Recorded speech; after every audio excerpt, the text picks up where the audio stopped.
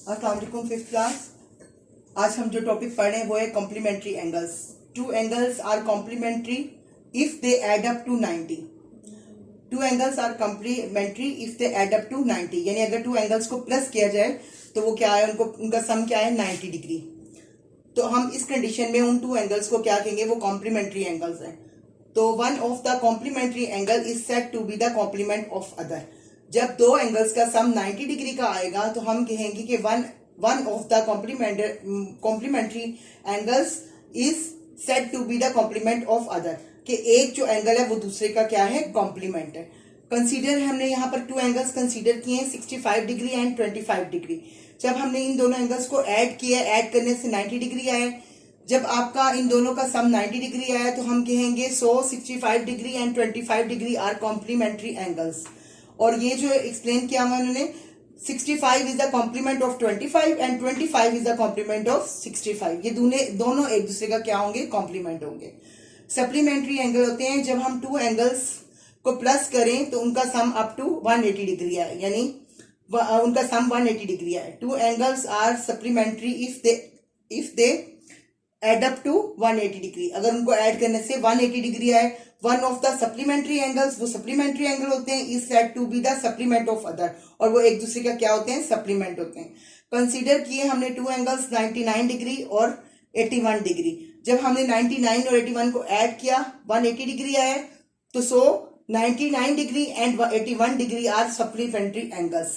यानी complementary angles के लिए आपका उन एंगल्स को सम करने से 90 डिग्री का आना है, और सप्लीमेंट्री एंगल्स के लिए जो दो एंगल्स को प्लस करें अगर वो 180 आता है तब उस कंडीशन में वो सप्लीमेंट्री एंगल्स हैं।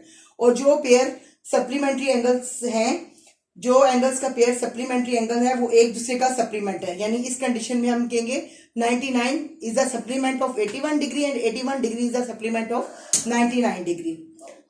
Vertical angles are a pair of angles formed by intersecting line.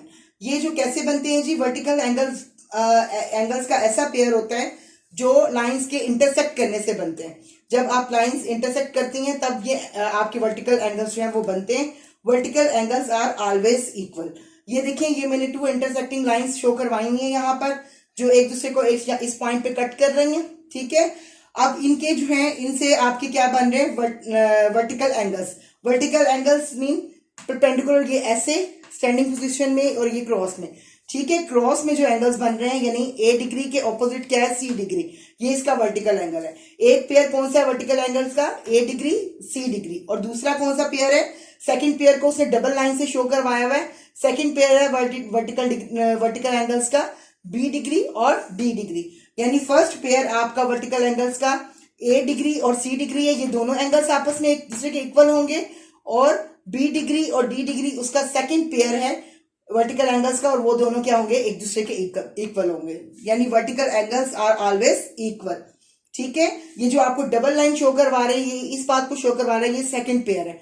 First pair कौन सा है वर्टिकल एंगल्स का, ए डिग्री और सी डिग्री। और सेकंड पेयर कौन सा है, बी डिग्री और डी डिग्री। यानी ए डिग्री और सी डिग्री एक दूसरे के इक्वल है, और बी डिग्री और डी डिग्री एक दूसरे के इक्वल है। जब आपके वर्टिकल एंगल्स हमेशा क्या होते हैं, इक्वल होते हैं। ये हमेशा के लिए, जब भी आपकी कंडीशन एंगल्स वर्टिकल एंगल्स की कंडीशन वर्टिकल हो, ठीक है, वर्टिकल हो तो, और वो इंटरसेक्ट कर रहे हो, तो वर्टिकल एंगल्स क्या होते हैं, ऑलवेज इक्वल होते हैं। अब आगे नेक्स्ट एक्सरसाइजेस में इस तरह के क्वेश्चंस भी आपको आएंगे, वर्टिकल एंगल्स फाइंड आउट करने होंगे आपने, ठीक है। एक वर्टिकल एंगल्स बता देंगे और दूसरा आपने खुद फाइंड आउट करना होगा, तो आप इजीली इन क्वेश्चंस को कर सकेंगे। वर्टिकल एंगल्स की डेफिनेशन याद रखें, vertical angles are a pair of angles formed by intersecting lines. Vertical angles are always equal. Vertical angle बेटा ये आपको समझ लग रही है, ए डिग्री सी डिग्री के इक्वल, बी डिग्री डी डिग्री के इक्वल। Okay fifth class.